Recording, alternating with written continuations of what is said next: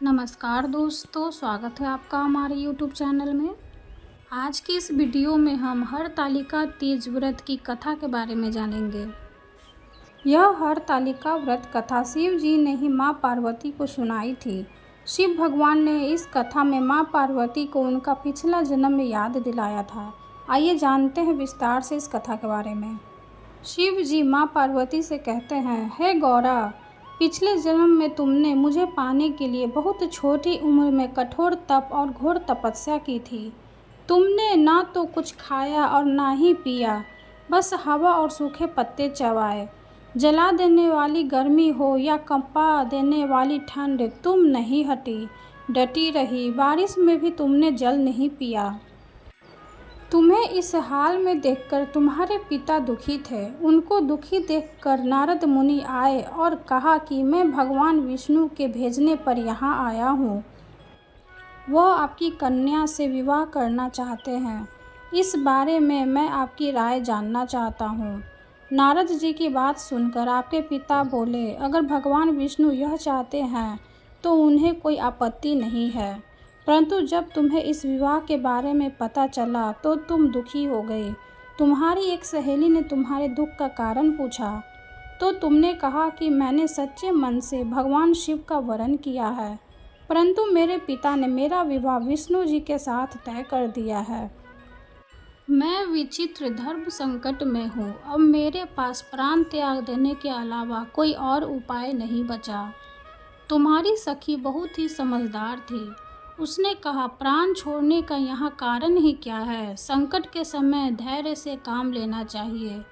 भारतीय नारी के जीवन की सार्थकता इसी में है कि जिसे मन से पति रूप में एक बार वरण कर लिया, जीवन पर्यंत उसी से निर्वाह करे।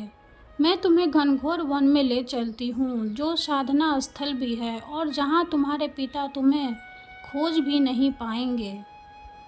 मुझे पूर्ण विश्वास है कि ईश्वर अवश्य ही तुम्हारी सहायता करेंगे। तुमने ऐसा ही किया। तुम्हारे पिता तुम्हें घर में ना पाकर बड़े चिंतित और दुखी हुए। इधर तुम्हारी खोज होती रही, उधर तुम अपनी सहेली के साथ नदी के तट पर एक गुफा में मेरी आराधना में लीन रहने लगी। तुमने रेत के शिवलिंग का निर्माण किया।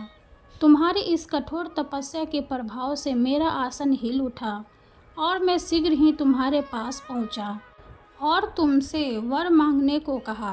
तब अपनी तपस्या के फलीभूत मुझसे अपनी समक्ष पाकर तुमने कहा, मैं आपको सच्चे मन से पति के रूप में वरण कर चुकी हूँ। यदि आप सचमुच मेरी तपस्या से प्रसन्न होकर यहाँ पधारे हैं तो मुझे अपनी अर्धांगिनी के रूप में स्वीकार कीजिए। तब तथास्तु कहकर मैं कैलाश पर्वत पर लौट गया। उसी समय गिरिराज अपने बंधु बांधवों के साथ तुम्हें खोजते हुए वहां पहुंचे।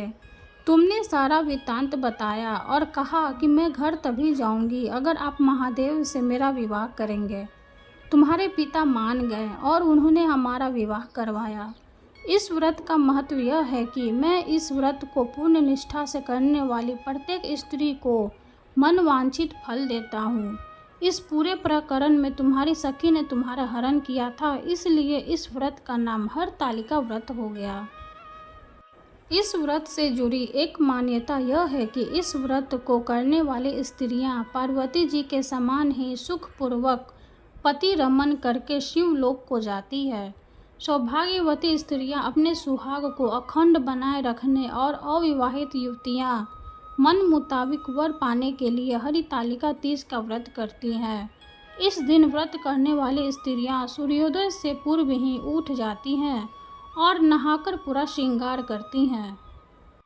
पूजन के लिए केले के पत्तों से मंडप बनाकर गौरी शंकर की प्रतिमा स्थापित की जाती है। इसके साथ पार्वती जी को सुहाग का सारा सामान चढ़ाया जाता है।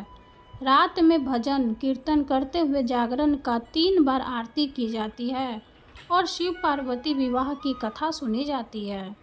इस व्रत के व्रती को शयन का निषेध है, इसके लिए उसे रात्रि में भजन कीर्तन के साथ रात्रि जागरण करना पड़ता है। प्रातःकाल स्नान करने के बाद श्रद्धा एवं भक्ति पूर्वक किसी सुपात्र सुहागिन महिला को श्रृंगार सामग्री वस्त्र, खाद्य सामग्री, फल, मिष्ठान एवं यथाशक्ति आभूषण का दान करना चाहिए। अगर रेत के शिवलिंग बनाए तो उनका जलाशय में विसर्जन किया जाता है और खीरा खाकर व्रत को संपन्न किया जाता है। कथा समाप्त हुई। वीडियो अगर अच्छी लगे तो लाइक कर दें, चैनल को सब्सक्राइब कर दें। धन्यवाद।